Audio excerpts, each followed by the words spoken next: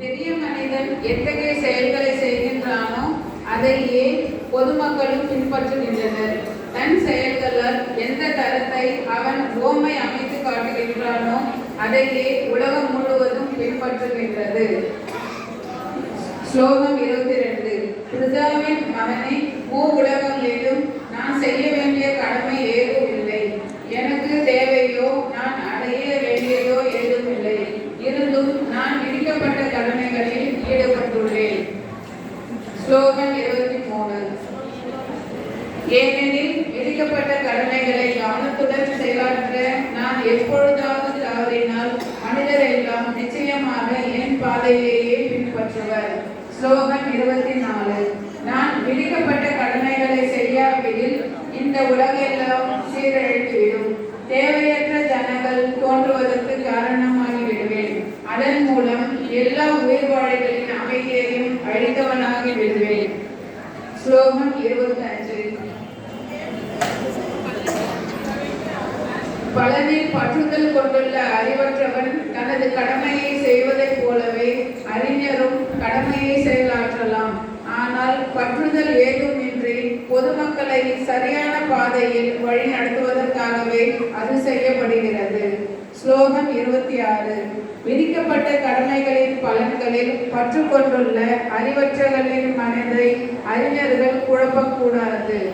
செயலில் இருந்து விலகுவதற்கு ஊக்குவிக்க கூடாது. மாறாக பக்தி உணர்வுடன் செயல்படுவதன் மூலம் எல்லாவித செயல்களிலும் கிருஷ்ண உணர்வின் படிப்படியான முன்னேற்றத்திற்காக அவர்களை ஈடுபடுத்த வேண்டும். ஹரே கிருஷ்ணா. ஹரே கிருஷ்ணா.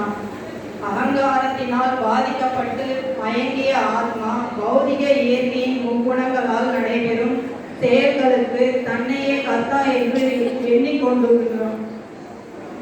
பலம் பொருந்திய புஜங்களை உடையவனே, பக்தியில் செய்யப்படுதல் மற்றும் பலனை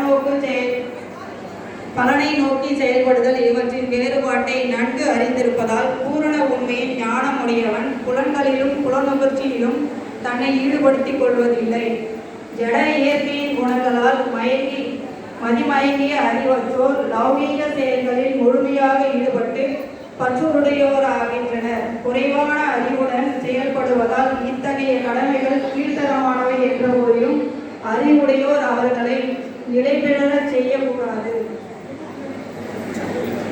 எனவே அர்ஜுனா, என்னை பற்றிய முழு அறிவுடன் உனது எல்லா செயல்களையும் எனக்கு அர்ப்பணித்து புலனின் ஆசைகளின்றி உரிமை உணர்வையும் மனத்தளர்ச்சியையும் கைவிட்டு போரிடுவாயாக. யாரெல்லாம் என்னுடைய இந்த அறிவுரைகளின்படி தங்களது கடமைகளை நிறைவேற்றுகின்றார்களோ, யாரெல்லாம் இவற்றை பொறாமையின்றி நம்பிக்கையுடன் பின்பற்றுகிறார்களோ அவர்கள் பலநோக்கு செயல்களின் பந்தத்திலிருந்து விடுதலை அடைகின்றனர். ஆனால் யார் ஒருவன் பொறாமையினால் இந்த அறிவுரைகளை அவமதித்து அவற்றை முறையாக பின்பற்ற தவறுகிறானோ அவன் எவ்வித ஞானமும் இல்லாதவனாக முட்டாளாக பக்குவம் அடைவதற்கான முயற்சிகள் அனைத்தும் நஷ்டம் அடைந்தவனாக கருதப்படுகின்றான். ஒவ்வொருவரும் முக்குணங்களில் இருந்து பெறப்பட்ட இயற்கையையே பின்பற்றுவதால் அறிவு சான்ற ஞானியும் தனது சுய இயற்கையின்படியே செயல்படுகின்றான். அடக்குமுறையினால் என்னை சாதிக்க முடியும்.